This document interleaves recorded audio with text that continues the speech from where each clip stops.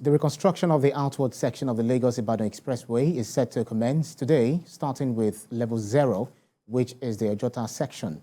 Recall that the Lagos State government had announced that it would divert traffic at the Old Tollgate bus stop down to the Berger section of the Lagos-Ibadan Expressway for 10 weeks. The government said the construction would be carried out in short segments in order to minimize inconvenience for motorists. Let's talk this through by speaking with TVC News correspondent Theophilus Elama, who is joining me to bring us more updates. Theophilus, bring to us the latest information as regards the reconstruction of that section of the road of the Lagos-Ibadan Expressway. What more do we know? All right, Ibrahim, this is the zero level of the Lagos-Ibadan Expressway construction outward Lagos. Now, the construction will start from here, and of course, looking behind me, you could see the dividers are already here, and of course, everything's supposed to start today. Now, that diversion, as you can see behind me, that will be closed as well because it will give room for free movement of vehicles, because that diversion is still there. It might cause some traffic.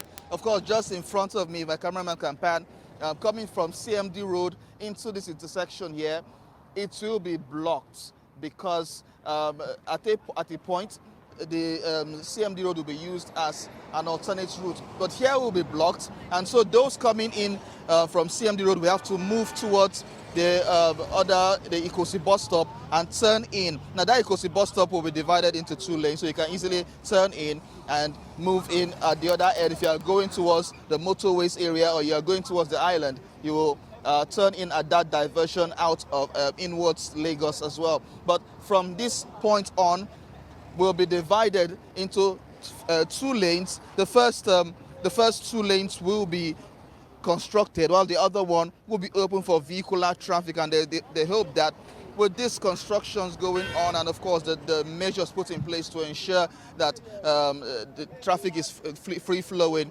that they will have no issue, because the calculation is that a lot of times during the peak periods, the road gets cleared easily between 2-3 hours. Everywhere is cleared than when you're coming into Lagos. Recall that during the construction of the Lagos-Ibadan Expressway into inwards Lagos, there was a lot of backlog. There's a backlog of traffic going all the way towards Ibadan axis, and so it caused so much commotion. But the authorities that we've spoken to this morning said that they believe that this will help ease the traffic situation here, because it will be done in short segments. They don't expect that the road will be deconstructed, the whole place will be totally blocked for construction, but the construction will be done in shorter segments so that the construction firm Julius Berger will be able to do its work adequately. And from what we hear, if it doesn't go as planned, because this is a 4-lane road that will be divided into 2 lanes, if it doesn't go as planned and there's still backlog of traffic, then they will move to the CMD section.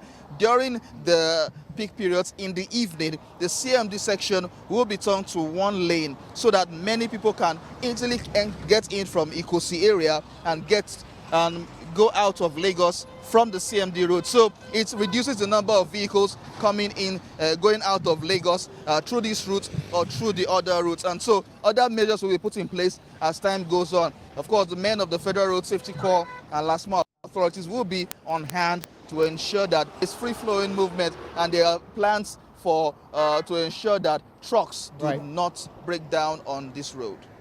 Right, so we could see you're actually still speaking in the futuristic terms, but then you're talking about diversion to the CMD road. Would it also accommodate the trucks? Would they allow trucks to also negotiate their bend to the CMD road?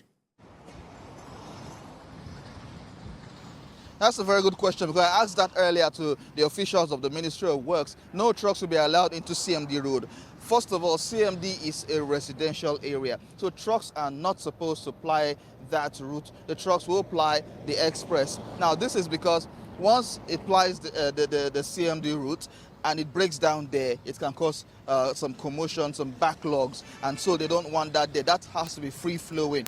Nobody, during the peak periods, no one will come into CMD Road like you're coming into your residence or something. But if you're going out of Lagos, you can go through CMD Road. If you're going to Omole, if you're going to Magodo, Ojodu, Berger and the likes, you can go through CMD Road, or you go through this place. The CMD intersection leads all the way to Otedola axis. There you can link the expressway into wherever you are going to. So does same for this road as well. It links all the way to Ojodu, Berger axis, and all the way to the Lagos-Ibadan Expressway, going towards Kara, going towards Opik, Mowe, right, Ibafo, Magboro, and all the other areas there. So they are trying to see how easily it will be for people to navigate once they close from work, from that 3-4 p.m. all the way, so they can easily move home or to their various respective destinations, whether it be travel to out of Lagos or just going home to relax. You can have your easy access out of this area.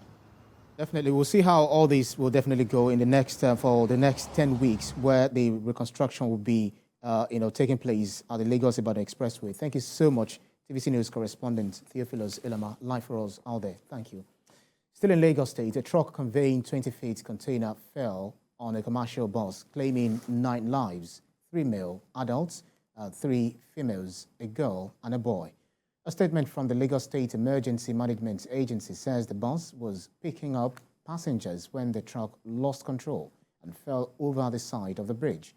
After suspending the container load with the aid of the agency's forklift and cutting off the top of the bus with light rescue equipment, a single adult woman was extricated alive and taken to the trauma center. The agency says the state and federal fire services, LASTMA, and the Nigeria police worked tirelessly on the situation. Meanwhile, the Corps Marshal Federal Road Safety Corps, Dauda Ali Bill, has expressed deep concerns over the fatal crashes that claimed 9 lives on Ojuelegba Bridge, Lagos State, earlier. The Corps Marshal is recommending the reconstruction of the barricades against articulated vehicles on Ojuelegba Bridge as a permanent solution to the recurring crashes in the axis.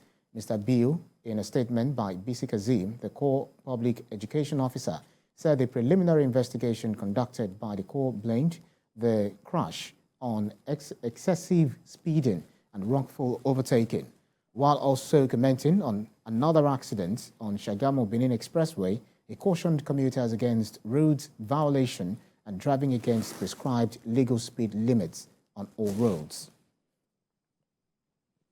Away from traffic issues, the Nigerian Army has assured citizens it will do its part to ensure that next month's elections are peaceful and incident-free with the introduction of Operation Safe Conduct from its existing operations in the Niger Delta region. The remarks were made by the commander of the 16th Brigade of the Nigerian Army, Brigadier General Sadisu Yakasai, during the end of the 2022 West African Social Activities of the Force in the Yenagoa, Bayelsa State capital. There is more in this report.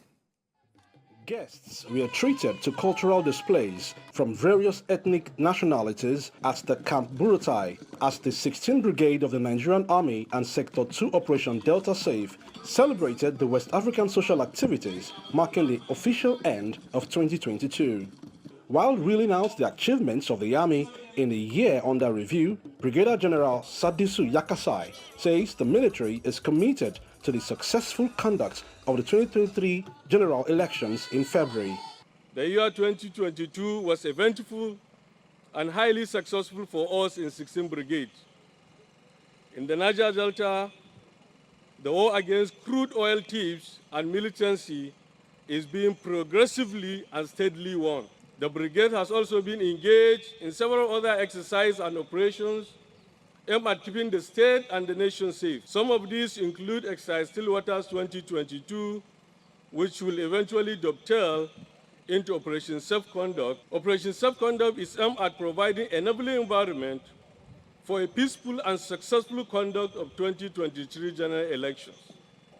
We believe that with our preparations so far, and by the grace of God, the election will be conducted successfully in Bayelsa State and the country at large. I must also commend your efforts in forging synergy and collaboration with other security agencies in ensuring peace within your area of operations, especially your swift intervention during the flood menace that ravaged the state towards the end of 2022. A tug of war between young officers, NYSC coppers, and wives of the army officers formed part of the day's activity as the army is hailed for their peaceful disposition and a healthy civil-military relationship in their operational areas. There is excellent relationship between the civil populace and then the military. That means that we are all working together towards one goal: security and peace and development in the environment. Some outstanding officers of the brigade are presented with awards, followed by a beat retreat and the lighting of the campfire, which highlights the beginning of the new year.